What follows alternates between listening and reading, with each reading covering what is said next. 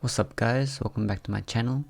Today we're going to be talking about why you should play non-meta characters in video games.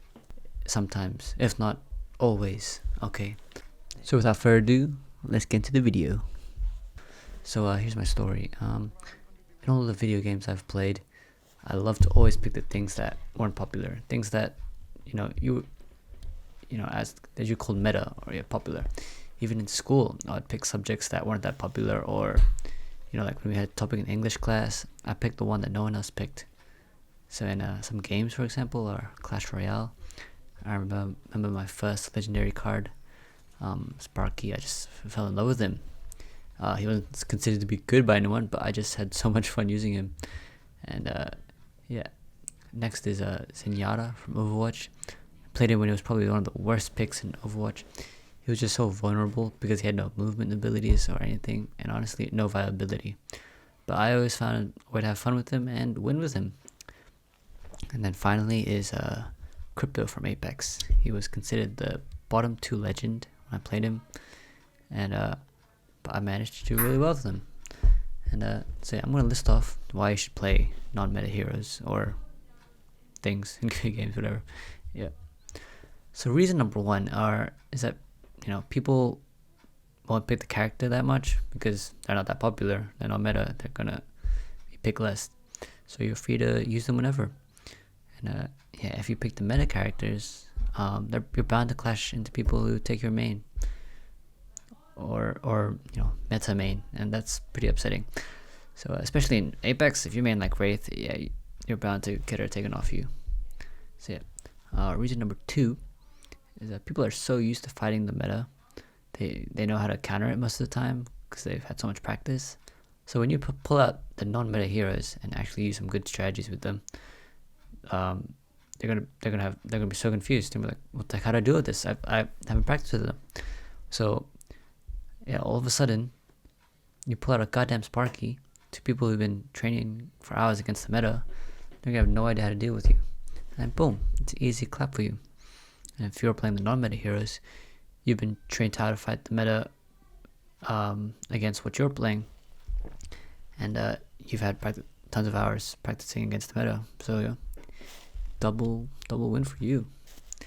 And number 3, the meta is usually boring. You should focus on having fun more, because the meta is usually what is the easiest thing you can play that'll get you the best results. Then non-meta most of the time is the things that take a lot more skill and thinking, and even if you make just a slight mistake, it could cost you. And that's what I personally find more fun. Even the character or whatever is you're playing is considered to be sucky, if you have the most fun with them or most success with them, don't let the meta force you out or people force you out. Make your own decisions, okay? And yeah, each character is playable. It's all about the time and effort you put into them. And if you do lose, which we all do, you can lose with pride, knowing that you just want to have fun and play your favorite character or whatever, while everyone else is just really being sweaty over a video game. But the thing that's hard about this is like when I played Overwatch, bro, when I picked a non-meta character, like the randoms would like scream so much, they'd be so angry. They'd just throw if I didn't switch or anything. It's partly why I quit the game, because yeah, that was like every game. I couldn't deal with it anymore. But yeah. But guess what? Here comes the best part. The developers want to balance the game, obviously, but usually they overtune it and make the bad characters really good, and then they end up becoming meta. But then guess what? You have the biggest head start over everyone, because you played this character when he was complete garbage, and you mess with all the skill set, and once they're like buffed, bro, you're gonna be dominating over literally everyone. Everyone's gonna have to catch up while you're here on the top. And yeah, it's gonna be crazy. But then once they're meta and broken, they're gonna be nerfed again and then taken out, and it's like, yeah, and then you gotta restart the process. But yeah, don't worry, it's worth it. It's like supporting an NBA team. It's like the Lakers. Like if you're a bandwagon, you just started supporting them like this season, and it may feel good to have just bandwagoned them for the season, and then they win everything. You gotta feel like you're a winner. But it's not as satisfying as if you were like a day one supporter. You've been through all their injuries, their missed playoffs, their bad trades. The victory is just is just so much more satisfying and fulfilling. Alright, so that's all my reasons basically. If you don't agree, that's fine. You can type in the comments, and I know it won't work for everyone.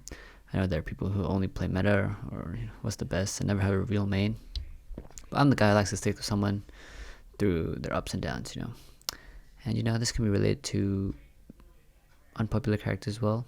But yeah, the whole point of video is just play who you want to play. Don't let people try to force you to do things or the game, But yeah, thanks for watching. I appreciate it a lot. Give me a like if you enjoyed, and subscribe for more weekly content just like this. I'll see you all later. Peace. This is just the way it goes. I'm here to break the game. Now come and get me. Just the way it goes.